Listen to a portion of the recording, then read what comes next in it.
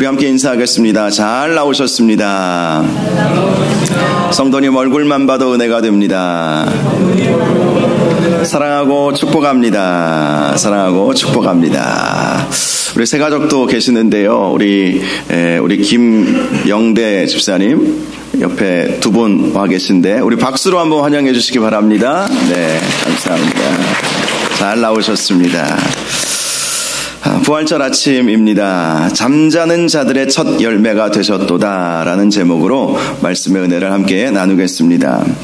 과거 불교의 창시자인 석가모니의 뼈가 인도에서 발견되었다는 기사가 난 일이 있었습니다. 세상을 떠들썩하게 했습니다.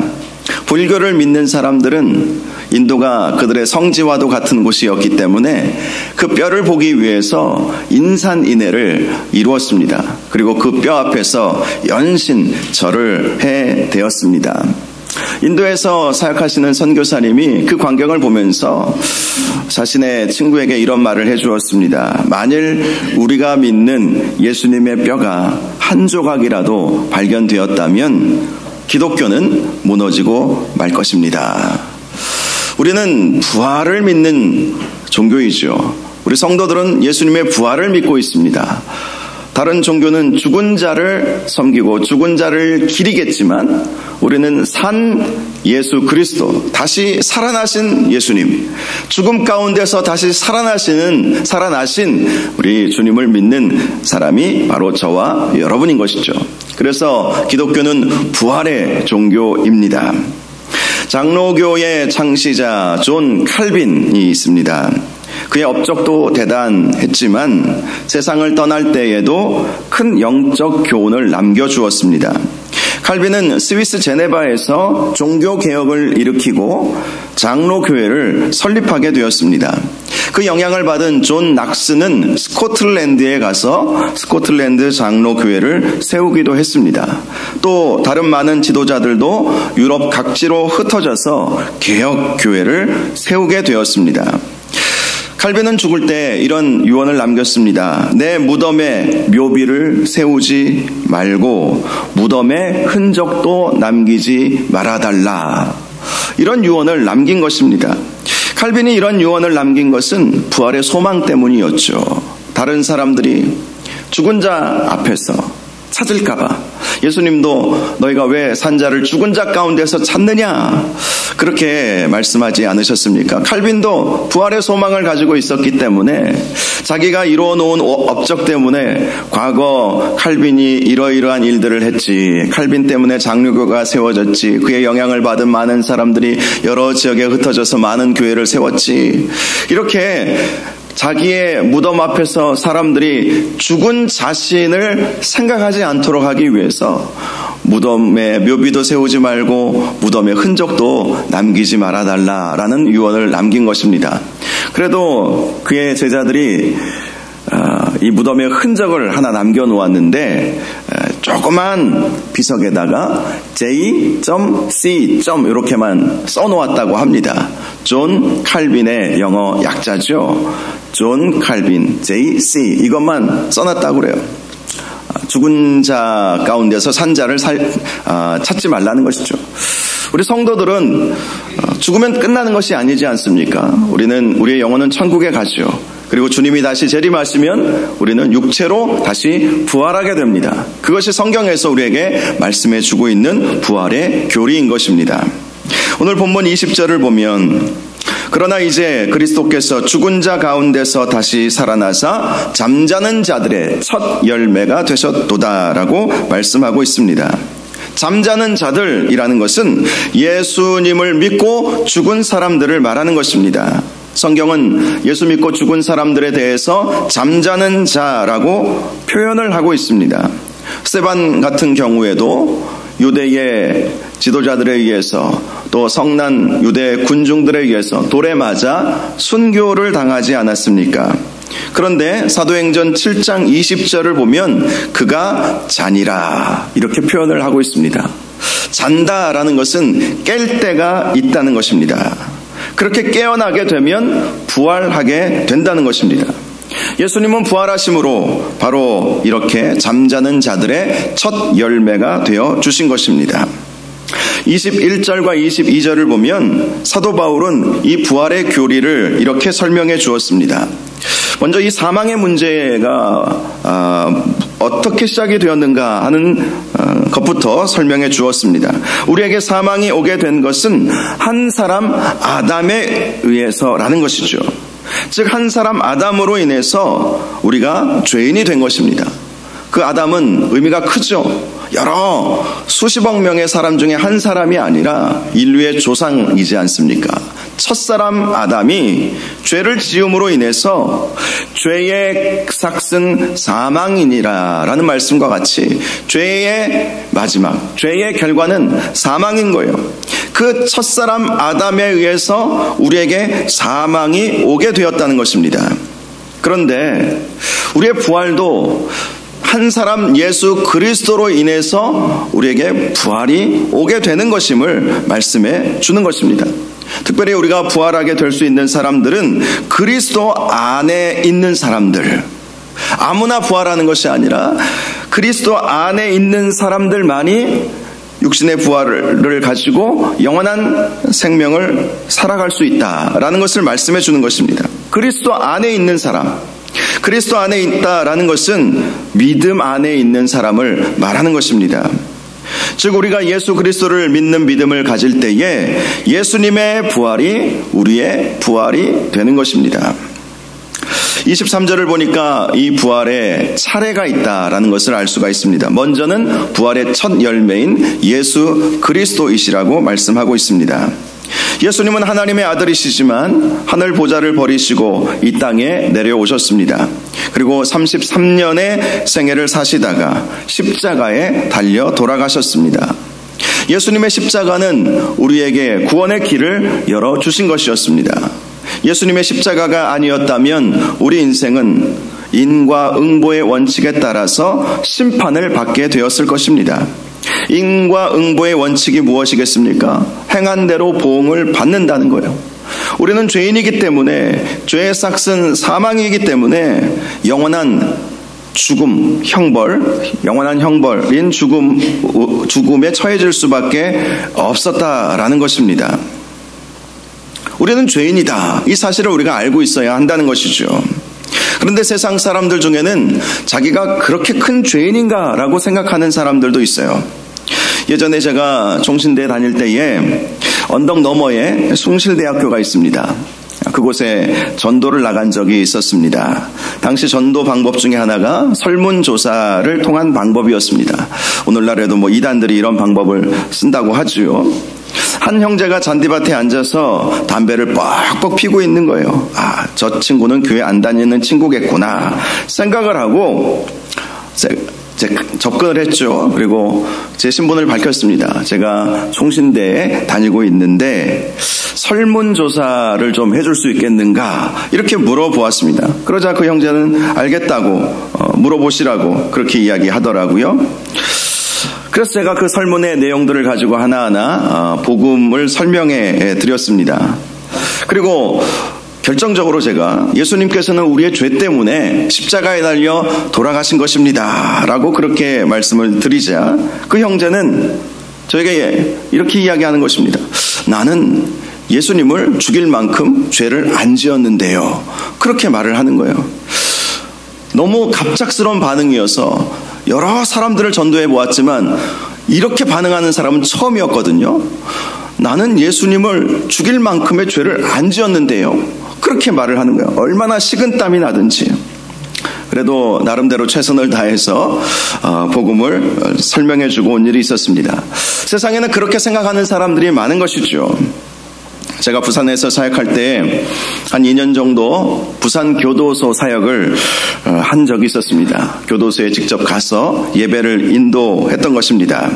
제가 처음에 교도소에 들어가기 전에는 그 자리에 험상궂은 사람들만 있을 것 같았습니다. 그런데 예배 자리에 가보니까 의외로 얼굴빛이 은혜롭고 너무나 평안해 보이는 것입니다. 그래서 저는 이분들은 비교적 가벼운 그런 형을 받은 분들이겠구나 이렇게 생각을 했습니다. 그런데 알고 보니까요, 대부분 무기수, 사형수라는 거예요. 얼마나 그 얘기를 듣고 나서 겁이 나더라고요. 그 중에 한 분은 저에게 주소도 물어보더라고요. 이 주소를 알려줘야 돼, 말아야 돼, 이런 생각이 들 정도로 좀 겁이 났었어요. 그런데 예배를 인도할 때 보면 그분은 다 아멘, 아멘 하는 거예요. 대부분 10년 이상 복역 중인 그런 분들이었거든요. 아멘, 아멘 하면서 얼굴빛이 제가 보기에 천사같이 보이는 것입니다. 그분들은 교도소에 들어와서 예수 믿고 은혜를 받고 변화가 된 것이죠. 그 전에 어떤 죄를 지어서 교도소까지 들어왔는지 우리는 알지 못하지만 어떤 악한 죄를 지었기 때문에 무기수 사형수까지 된 건 아니겠어요? 그런데 그분들이 교도소에서 예수님을 만나고 변화가 된 것이죠. 그래서 제가 설교 시간에 제 마음을 솔직히 고백했습니다. 제가 교도소에 이 안에 들어왔을 때 예배를 인도할 때 다 험상궂은 분들만 있을 줄 알았는데 여러분들 얼굴을 보니까 너무 천사 같다, 그런 이야기를 하면서 이런 이야기를 해주었습니다. 저는 안 들킨 죄인이고 여러분은 들킨 죄인인 것 같습니다. 이런 이야기를 해주었어요. 실제로 제 마음이 그랬습니다. 저는 안 들켰을 뿐이지 죄인이 아닌 것은 아니지 않습니까? 그분들은 들켜서 죄값을 치르고 있는 것이고 저는 안 들켜서 죄값을 안 치르고 있는 것일 수도 있지 않겠습니까? 물론 죄의 경종은 분명히 차이가 있겠지만 말입니다. 정말 법 없이도 살 수 있다는 사람이 있을지라도 그 기준이 무엇인가가 중요하지 않겠습니까? 세상 법을 잘 지켰다고 해서 죄인이 아닌 것은 아닙니다. 중요한 것은 하나님께서 어떤 기준을 가지고 계시는가 하는 것입니다. 하나님께서 원하시는 기준은 절대로 흠이 없고 점도 없는 절대선, 그것이 하나님의 기준이신 것이죠. 문제는 그 하나님의 기준을 다 맞출 수 있는 사람은 세상에 하나도 없다는 것입니다. 유대인들은요, 율법을 다 지켜 행하면 하나님의 기준에 맞출 수 있을 것이라고 믿었습니다. 그런데 예수님은 그들을 향해 이런 말씀을 해주셨죠. 마음으로 사람을 미워해도 살인죄를 범한 것이다. 이 마음의 문제를 예수님께서 강조하신 거예요. 행함으로 율법을 하나하나 다 지켜냈을지라도 정말 마음으로 다른 사람들을 미워했다면 살인한 것이다. 다른 이성에게 마음을 빼앗겼다면 간음한 것이다. 분명히 죄임을, 율법을 지켜 행했을지라도 마음의 문제를 예수님께서 말씀하신 것입니다. 직접 살인하지 않았어도, 직접 간음하지 않았어도 마음만으로도 이미 살인죄를 지은 것이고 간음죄를 지은 것임을 말씀해 주신 것입니다. 그러니 그러한 주님의 기준에 맞추어 보면 비록 율법을 다 지켜 행했을지라도, 물론 다 지켜 행할 수 있는 사람도 없을 뿐만 아니라 설령 행했을지라도 그 사람은 의롭게 될 수 없는 것이죠.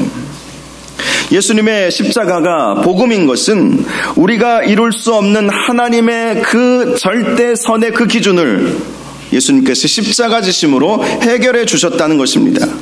우선 우리 예수님은 전혀 죄가 없으신 분이셨습니다. 십자가 형벌이 우리를 위한 형벌이 되려면 죄 없는 누군가가 우리를 대신해서 십자가 져야 합니다.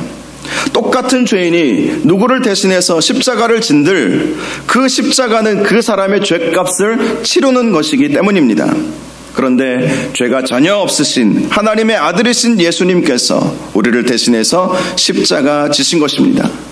그러므로 예수님의 십자가는 예수님의 사랑이며 헌신의 결과인 것이죠. 그 예수님의 십자가 때문에 우리가 나음을 얻은 것이고 구원을 받게 된 것입니다.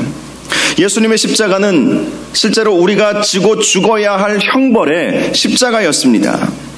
예수님께서 십자가에서 당하신 모욕과 조롱은 우리가 그렇게 당해야 할 모욕과 조롱이었습니다. 당시 십자가는 저주를 상징했습니다. 사실 우리가 죄로 인해서 저주받아야 했지만 예수님께서 친히 우리를 대신해서 십자가에서 저주를 받으신 것입니다. 예수님의 십자가는 예수님 자신을 영원한 희생제물로 하나님 앞에 올려 드린 것이기도 합니다. 그래서 우리가 우리의 죄를 대신 지신 예수 그리스도를 믿기만 하면 하나님과의 화목을 이루게 된 것이고 하나님 앞에 지은 죄를 용서함 받게 된 것입니다. 바로 이렇게 예수님의 십자가가 우리에게 구원을 준 것이고, 예수님께서 우리를 대신해서 십자가 지심으로 우리가 영원한 생명을 얻게 되었던 것이죠. 그런데 예수님의 사역은 십자가에서 끝난 것이 아니었습니다. 십자가에 달려 죽으셨지만 사흘 만에 다시 살아나신 것입니다. 부활하신 거예요. 부활은 굉장히 중요한 영적 의미를 가지고 있습니다. 예수님은 부활의 첫 열매이기 때문에 우리도 예수님과 같이 부활할 수 있다는 사실을 보여주는, 예수님만의 부활이 아니라 우리에게도 동일한 부활이 있을 것임을 우리에게 보여주는 사건이기 때문입니다. 성경을 보면 죽었다가 살아난 사람들에 대한 기록이 있죠. 열왕기상 17장을 보면 엘리야 선지자에 의해서 사르밧 과부의 아들이 살아났습니다. 열왕기하 4장을 보면 엘리사 선지자에 의해서 수넴 여인의 아들도 죽었다가 살아났습니다. 또 열왕기하 13장을 보면 한 모압 사람이 엘리사 선지자의 시체의 뼈가 닿음으로 살아나는 역사도 있게 되었습니다. 예수님도 죽은 자들을 살려내지 않았습니까? 누가복음 7장을 보면 나인성 과부의 아들을 살려내셨고, 마가복음 5장을 보면 회당장 야이로의 딸도 살려내셨습니다. 요한복음 5장을 보면 죽은 지 나흘이나 된, 그래서 냄새 나는 나사로를 무덤에서 살려내시기도 했습니다. 예수님의 제자들도 죽은 자를 살려낸 기록들이 있습니다. 사도행전 9장을 보면 베드로가 욥바의 도르가를 살려내기도 했습니다. 사도행전 20장을 보면 사도 바울도 드로아의 유두고를 살려내기도 했습니다. 이처럼 성경은 죽은 자들이 살아난 역사에 대해서 말씀해 주고 있는 것입니다. 그러나 이렇게 죽었다가 다시 살아나는 것을 부활이라고 말하지는 않습니다. 다시 살긴 살았지만 그것을 부활이라고 말하지는 않는 것이죠. 그것을 다른 말로 소생 이렇게 표현을 할 수는 있을지 모르겠습니다. 의학적으로도 심장이 멈추어서 죽었다 할지라도 뇌에 산소가 공급되어야만 하는 골든타임만 넘기지 않는다면 그 심장을 다시 뛰게 하는 방법을 심폐소생술이라고 부릅니다. 그러나 아무리 의학의 발달로 심장을 다시 뛰게 할 수 있을지라도 그것을 부활이라고 말하지 않습니다. 왜냐하면 성경에서 말하는 부활은 더 이상의 죽음이 없는 영원한 삶을 사는 것을 말씀하는 것이기 때문입니다. 실제로 성경에서 죽었다가 살아난 사람들도 언젠가는 다 죽었죠. 사르밧 과부의 아들도, 수넴 여인의 아들도, 모압 사람들도 언젠가 다 죽었습니다. 베드로가 살려냈던 도르가나 사도 바울이 살려냈던 유두고도 다 죽었죠. 심지어 하나님의 아들이신 전능하신 예수 그리스도께서 살려내 주셨던 나인성의 과부의 아들이나 회당장 야이로의 딸이나 예수님의 친구였던 나사로도 예수님이 살려내셨지만 언젠가 죽었죠. 언제 죽었는지는 우리는 알지 못하지만 지금 이 세상에 존재하고 있지 않는 것만 보아도 그들은 다 언젠가 죽었던 것입니다. 그래서 그것을 예수님이 성경에서 또 예수님께서 살려내신 사람들이 있다 해서 그 살려낸 사람들이 부활했다라고 그렇게 말하는 것은 아닙니다. 이 부활이라고 하는 것은 더 이상 죽음도 없는 영원한 생명의 부활을 말하는 것이죠. 바로 예수님께서 그렇게 부활하셨다는 거예요. 더 이상의 죽음도 없는 영원한 생명의 부활, 바로 그 부활의 첫 열매가 우리 예수님이시다라고 말씀해 주고 있습니다. 다음으로 부활하게 될 사람들은 그가 강림하실 때에 그리스도에게 속한 자들이라고 말씀해 주고 있습니다. 강림하실 때라는 것은 예수님의 재림의 때를 말씀하는 것이죠. 사도행전 1장 11절을 보면 예수님께서 부활하시고 승천하실 때에 천사들이 이렇게 말해 주었습니다. 어찌하여 서서 하늘을 쳐다보느냐? 너희 가운데에서 하늘로 올려지신 이 예수는 하늘로 가심을 본 그대로 오시리라. 예수님께서 다시 재림하신다는 사실을 알려주었던 것입니다. 요한계시록 1장 7절에도 사도 요한은 이러한 천사의 음성을 들었습니다. 볼지어다 그가 구름을 타고 오시리라. 각 사람의 눈이 그를 보겠고 그를 찌른 자도 볼 것이요 땅에 있는 모든 족속이 그로 말미암아 애곡하리니 그러하리라. 아멘. 천사는 사도 요한에게 예수님께서 구름을 타고 다시 오실 것임을 분명히 말해 주었습니다. 바로 그렇게 예수님께서 재림하실 때에 그리스도에게 속한 자들이 두 번째 부활의 열매가 될 것임을 말씀해 주고 있는 것입니다. 그리스도께 속했다라는 것은 그리스도께 붙어있는 사람을 말하는 것입니다. 예전에 썼던 개역 성경을 보면 오늘 본문에 그리스도에게 속한 자라는 이 말씀을 그리스도에게 붙은 자라고 그렇게 번역을 해 놓았습니다. 붙어있는 자, 그리스도께 딱 붙어있는 자는 주님께서 강림하실 때에, 재림하실 때에 두 번째 부활의 열매가 될 것이다. 그리스도께 붙어있다라는 것이 어떤 의미이겠습니까? 예수 그리스도를 믿는 자를 말하는 거예요. 예수 그리스도를 믿는 자는 예수님이 다시 재림하실 때에 두 번째 부활을 얻게 된다라는 것입니다. 요한복음 15장 2절을 보면 무릇 내게 붙어있어 열매를 맺지 아니하는 가지는 아버지께서 그것을 제거해 버리신다. 이런 말씀이 있습니다. 예수님께 붙어있어야 되는데 열매를 맺지 않는 자는 사실은 붙어있지 않은 것이죠. 이 말씀이 주는 의미가 참 커요. 우리가 교회를 다닌다 할지라도 제대로 예수 믿지 않으면 두 번째 이 부활의 열매의 주인공이 될 수 없다는 것입니다. 그리스도에게 속한 자, 그리스도에게 붙어 있어야만 우리가 예수님이 강림하실 때 두 번째 부활의 은혜를 얻을 수 있게 된다고 말씀하는 것입니다. 24절을 보면 그 후에는 마지막이다 이렇게 말씀합니다. 이 마지막이라는 것은 첫 번째 부활의 열매이신 그리스도, 그리고 두 번째 부활인 그리스도께 붙어 있는 자들의 부활밖에 없다라는 것입니다. 성도의 부활이 마지막이라는 거예요. 또 다른 기회는 없다는 것입니다. 한마디로 예수님께서 강림하시면 거기서 끝이 난다는 것입니다.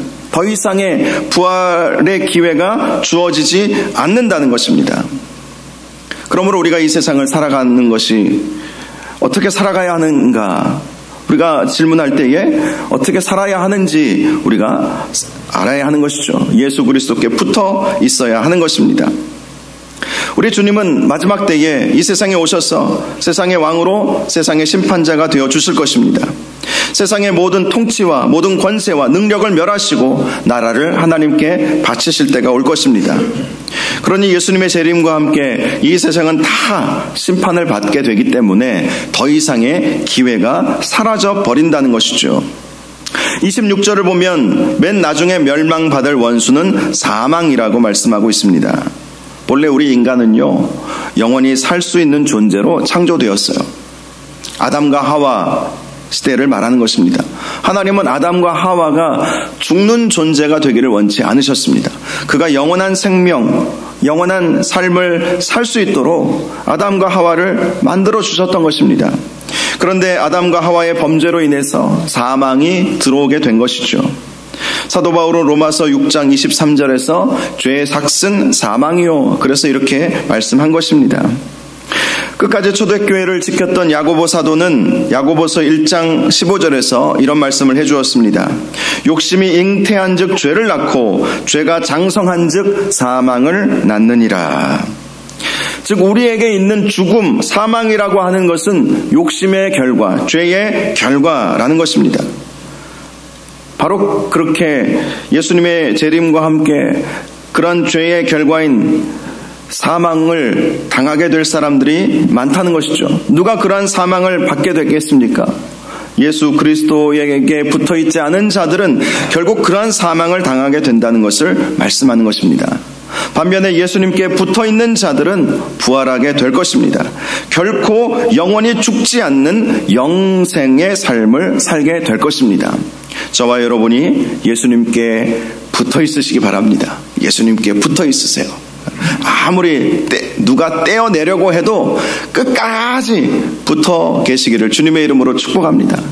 그리스도 안에, 믿음 안에, 말씀 안에, 교회 안에 항상 우리가 붙어 있어야 되는 거예요. 마지막 예수님께서 재림하실 때에 그 전에 예수님께 속하지 않은 자들은 더 이상의 기회가 없다는 사실을 우리가 항상 기억하시고 주님 오시기 전까지 끝까지 우리가 주님께 붙어 있으셔서 영원한 생명인 부활의 두 번째 열매자들이 되시기를 주님의 이름으로 축원합니다. 사실 이 예수님의 부활이라고 하는 주제는 초대교회 시절 때부터 세상 사람들에게 아주 예민한 주제였습니다.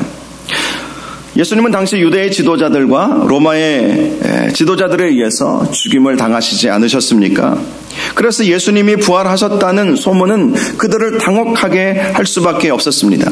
그래서 더욱 교회를 핍박한 것이죠. 그런데 예수님의 부활을 목격한 사람들은 예수님의 부활을 증거하지 않을 수 없었습니다. 결국 그러한 부활의 증언 때문에 초대교회는 더욱 큰 박해를 받을 수밖에 없었던 것입니다. 그러나 아무리 박해가 극심해도 예수님의 부활을 목격한 사람들은 오히려 죽음을 각오하고 예수님의 부활을 더욱 증거하게 되었던 것입니다. 그들이 그렇게 목숨을 걸고 예수님의 부활을 증거한 것은 그들도 예수님처럼 부활할 것이라는 확신이 있었기 때문이었습니다.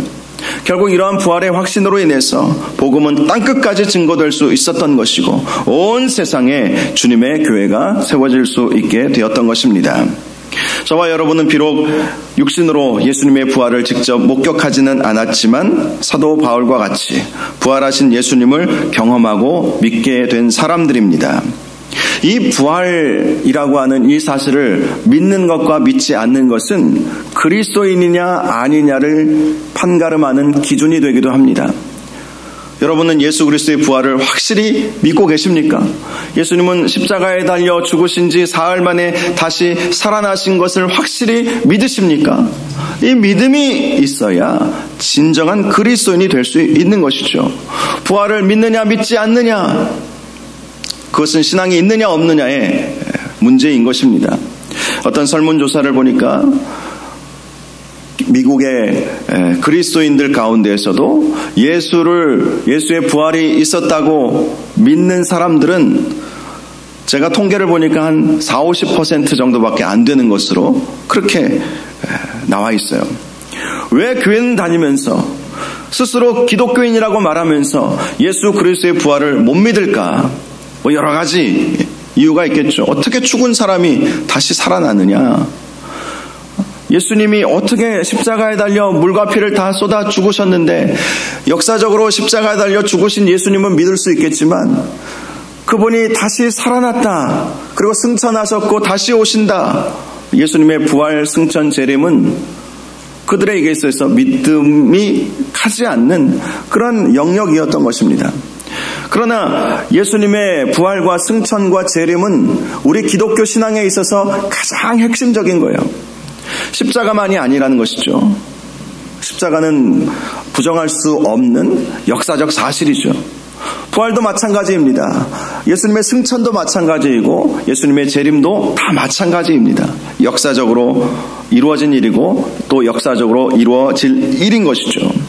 예수님의 부활은 우리의 믿음의 확실한 근거가 되어야 되는 것입니다. 저와 여러분 예수 그리스도의 부활을 확실히 믿는 그러한 성도들임을 여러분들이 기억하시고 예수 그리스도께서 부활의 첫 열매가 되어주셨고 그 예수 그리스도의 부활로 인하여 나도 부활할 수 있을 것이다, 나도 영원한 생명을 얻을 수 있을 것이다, 이러한 믿음으로 살아가야 할 것입니다.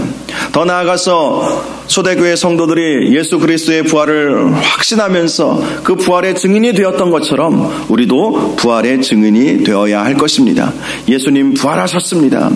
예수님만이 소망이십니다. 예수님 다시 오십니다. 예수님 다시 오시면 우리도 부활하게 될 것입니다. 이 사실을 우리가 증거해야 하는 것입니다. 사도 바울은 디모데 후서에서 디모데에게 이런 말씀을 해주었습니다. 때를 얻든지 못 얻든지 말씀을 전하라. 어떤 말씀이겠습니까?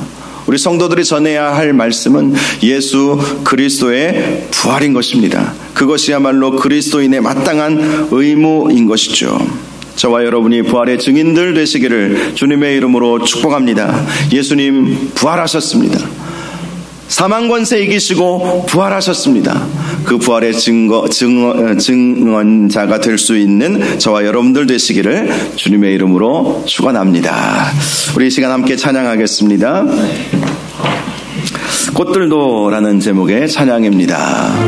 우리 주님의 재림과 또 우리 주님의 나라가 이루어지기를 소망하는 그 마음이 담긴 이 찬양입니다. 예수 그리스도의 부활은 우리에게 소망이 되는 것이죠. 예수 그리스도의 부활로 인해서 우리도 부활하게 될 것임을 우리가 확신할 수 있게 되는 것입니다. 우리 찬양 부르면서 주님의 그 부활을 생각하면서 함께 찬양할 수 있기를 원합니다.